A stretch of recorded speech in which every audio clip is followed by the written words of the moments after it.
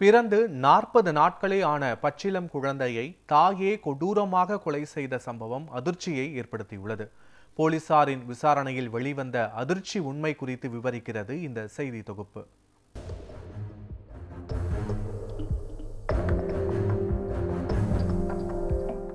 கன்னியாகுமரி மாவட்டம் கருங்கல் அருகே உள்ள பாலூர் காட்டுவிளை பகுதியை சேர்ந்தவர் பெனிட்டா ஜெய அன்னாள்.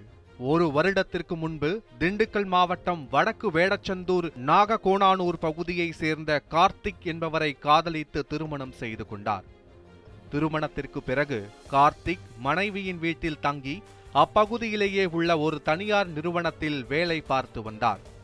குடும்ப வாழ்க்கையை மட்டும் சிறப்பாக கட்டமைத்து வாழ்ந்து வந்த சூழலில் பெனிட்டா ஜெய அன்னாள் கர்ப்பமாகி 40 நாட்களுக்கு முன்பு ஒரு பெண் குழந்தையை பெற்றெடுத்தார். குழந்தை பிறந்ததால் வீடு முழுவதும் மகிழ்ச்சி தழைத்தது.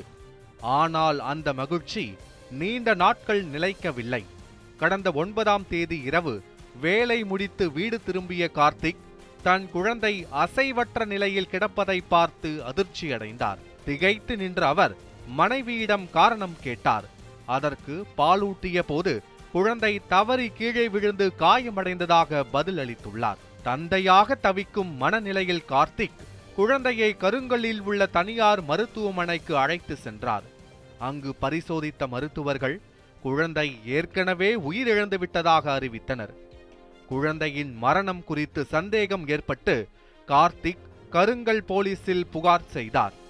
உடனடியாக போலீசார் சம்பவ இடத்திற்கு விரைந்து வந்து குழந்தையின் உடலை கைப்பற்றி ஆசாரிப்பள்ளம் அரசு மருத்துவமனைக்கு பிரேத பரிசோதனைக்காக அனுப்பி வைத்தனர். ஆனால் அங்கே வந்த அறிக்கை குடும்பத்தையே உலுக்கியது.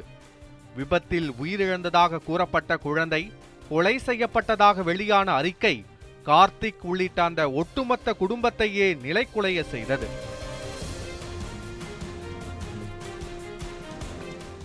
இதனைத் தொடர்ந்து போலீசார் தாயான பெனிட்டா ஜெய அன்னாளை சந்தேகத்தின் பேரில் கைது செய்து கடுமையாக விசாரணை நடத்தினர்.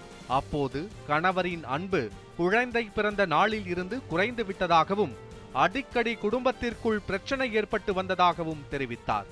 இந்த அனைத்து பிரச்சனைகளுக்கும் காரணம் குழந்தைதான் என்று எண்ணிய பெனிட்டா குழந்தையின் வாயில் பேப்பரை திணித்து கொன்றுவிட்டதாக ஒப்புக்கொண்டார். சொந்த தாயே தன் கையால் கொலை செய்துள்ளார். இந்த கொடூர வாக்குமூலத்தை கேட்ட போலீசார் பெனிட்டாவை கைது செய்து சிறையில் அடைத்தனர். நியூஸ் 7 தமிழ் செய்திகளுக்காக பிரிஷ்கா லூயிஸ்.